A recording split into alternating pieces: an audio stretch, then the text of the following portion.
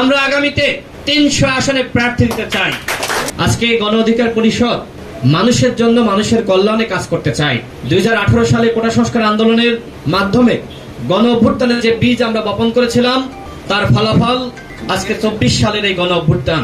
যে ইতিহাস আমরা 18 সালে সৃষ্টি করেছিলাম, সেই ইতিহাস 24 সালে আমরা সম্পূর্ণ করেছি আবার নতুন ভাবে।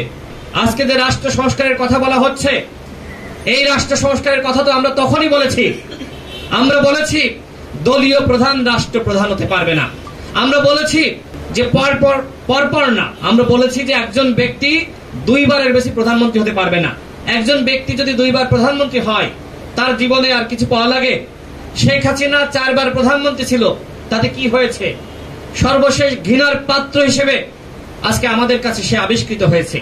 সুতরাং আপনি যত ক্ষমতাকে কুক্ষিগত করার চেষ্টা করবেন, এই ক্ষমতায় একসময় আপনার জন্য কাল হবে। এই কারণে আমরা বলছি ক্ষমতার ভারসাম্যের কথা। রাষ্ট্রপতি এবং প্রধানমন্ত্রীর মধ্যে ক্ষমতার ভারসাম্য থাকতে হবে। এই কথাগুলো আমরা আমাদের ঘোষণাপত্রে ওই সময়ই বলেছি। আমরা কোটা সংস্কার আন্দোলন সফল করার পরে আমরা ঘোষণা দিয়েছিলাম যে আমরা একটি সফল আন্দোলনের নেতৃত্ব দিয়েছি, আমরা এখন রাষ্ট্র সংস্কার করতে চাই। যমুনা স্মার্ট রেফ্রিজারেটর, স্মার্ট লাইফে স্মার্ট রেফ্রিজারেটর। আজকে এই যে মানুষগুলো আমাদের সাথে যুক্ত হয়েছে কেন? কারণ গণ অধিকার পরিষদ সঠিক পথে রয়েছে। 24 সালের নির্বাচনে আমাদেরকে বলা হয়েছিল নির্বাচনে যাওয়ার জন্য এমপি মন্ত্রী হয়ে যাবা। আমরা বলেছিলাম না, আমরা সংগ্রাম করছি, আমাদের সংগ্রামী চরিত্র রয়েছে, আমরা আপোষকামী হয়ে আমরা এই নির্বাচনে যাব না। আমরা ওই সময় থেকে বলে আসছিলাম এই সরকার টিকবে না। আমাদের সভাপতি বিভিন্ন সময় বলেছে যে এই সরকার টিকতে পারবে না, এই সরকার টেকার মতন যে ধরনের ভিত্তি দরকার এই সরকারের ভিত্তি নাই। অনেকে হাসাহাসি করেছে, অনেকে বিশ্বাস করে নাই।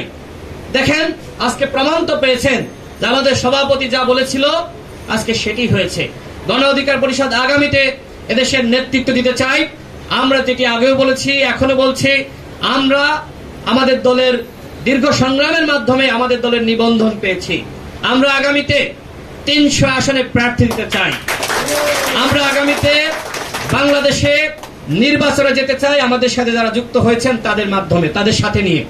আমরা চাই বাংলাদেশে নতুন রাজনৈতিক বন্দোবস্ত।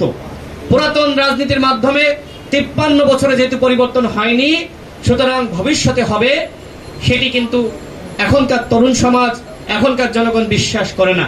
আর এই কারণে কিন্তু এখন রাজনৈতিক সংস্কারের আলাপ হচ্ছে। যারা পুরাতন দলগুলো রয়েছে, এই দলগুলো যদি নিজেদেরকে পরিশুদ্ধ করে এবং সংস্কারের যে রাজনীতি, এই রাজনীতির সাথে তাল মেলাতে পারে, তাহলে কিন্তু তারা এগিয়ে যেতে পারবে।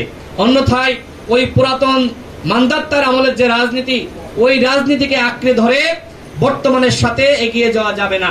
বাংলাদেশের মানুষ চায় এখন পরিবর্তন।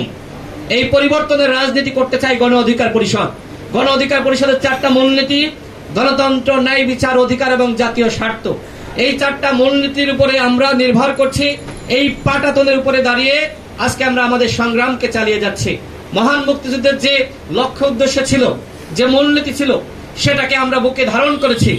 আমরা মনে করি মহান মুক্তিযুদ্ধের যে স্বপ্ন, সাম্য, মানবিক মর্যাদা, সামাজিক সুবিচার, সেটি এখনো পর্যন্ত বাস্তবায়িত হয়নি। আমরা সেই স্বপ্ন, সেই মূলনীতি আমরা বাস্তবায়ন করতে চাই।